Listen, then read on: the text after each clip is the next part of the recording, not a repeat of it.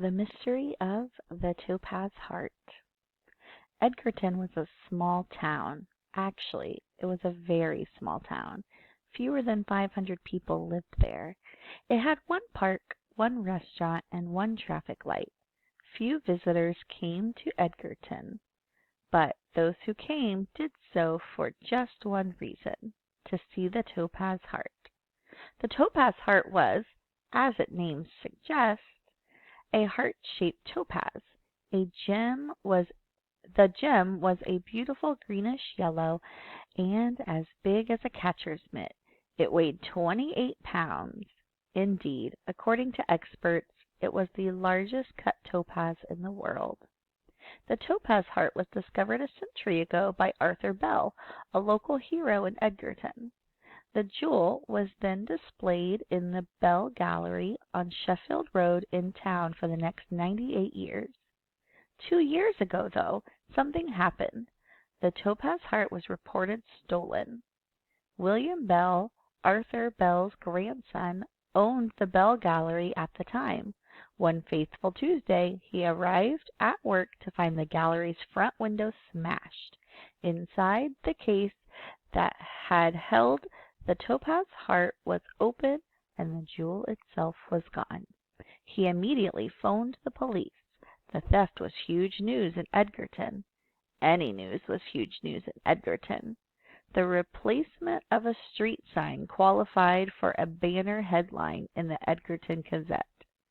But this really was a big deal. Newspapers across the country learned of the theft. Reporters flooded into town to speak with William Bell. But the first reporter to arrive didn't come from out of town. The first was a writer for the Edgarton Gazette itself. Her name was Paula Cortez. Paula had been born in Edgarton. She left town to attend college and years later spent 2 decades as an investigative journalist in New York City. She married there, but she came home when her own daughter was 4. She wanted her child to grow up close to family. So Paula was the first to cover the story, and the first 2 people Paula spoke to were William Bell and Molly Foster, chief of Edgarton Police Department. She met them at the Bell Gallery. "Can you describe what happened?" Paula asked Bell. Bell, a thin man with blue eyes and a bald head, nodded gravely. He said, "I wake up early, so I was coming up the sidewalk at about 6:30. That's when I saw shattered glass everywhere in front of the gallery." "From the broken window," Chief Foster added, pointing to the front of the gallery, where the glass had yet to be replaced. "Right," Bell said. "So I hurried in. I rushed to the case, where the topaz heart was on display. But it was gone," Chief Foster said, finishing Bell's thought. "So he called us." As they walked inside, Paula shook her head sympathetically. Bell rubbed his head, and Paula noticed behind him a security system keypad on the wall. It was white with the letters ESS written in blue on it. Paula pointed to the keypad. She asked, "Did the alarm go off, or had it been disabled?" "Oh," Bell said, turning to look at the keypad itself.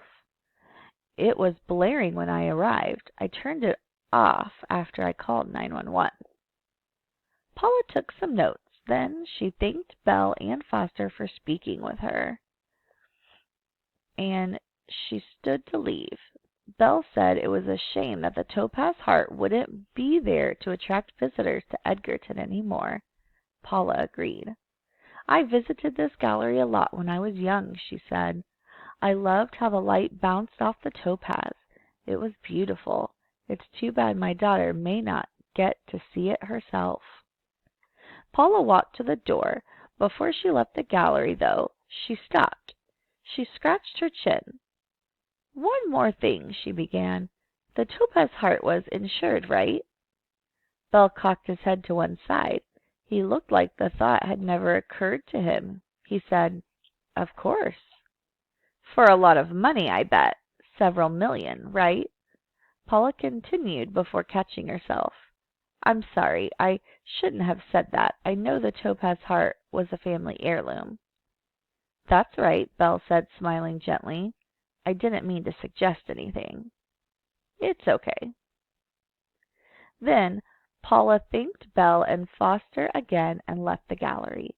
As she drove down Sheffield Road afterward, she saw 4 news vans heading in the opposite direction.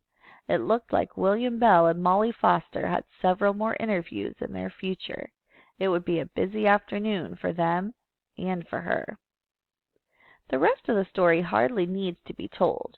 Within a week, William Bell was arrested. Chief Foster slapped the cuffs on him herself.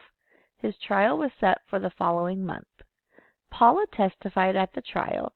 She told how she went right to Edgerton Security Services, the alarm company. She described how they told her that the gallery's alarm never went off that Tuesday morning. Then she explained that she listened to Bell's 911 call. There was no alarm sounding in the background. Next, Paula talked about her visit to the insurance company. There she learned that Bell had recently increased the amount the Topaz Heart was insured for. Its disappearance would make him very rich. Finally, Paula was asked when she knew for sure that Bell was responsible for the incident. "Immediately," Paula said. "How?" asked the lawyer. "The glass from the gallery's front window," Paula explained. "It was on the sidewalk outside, so the window had to have been broken from inside. It had to be Bell." It took an hour for the jury to convict William Bell. As for the Topaz Heart, it was recovered. Bell had hidden it in his bedroom closet. Today, it's again on display. It's back in its protective case in a gallery on Sheffield Road, where it is once again pretty much the only reason anyone visits Edgerton. The gallery used to be called Bell Gallery. Not anymore. Now it's called the Cortez Gallery.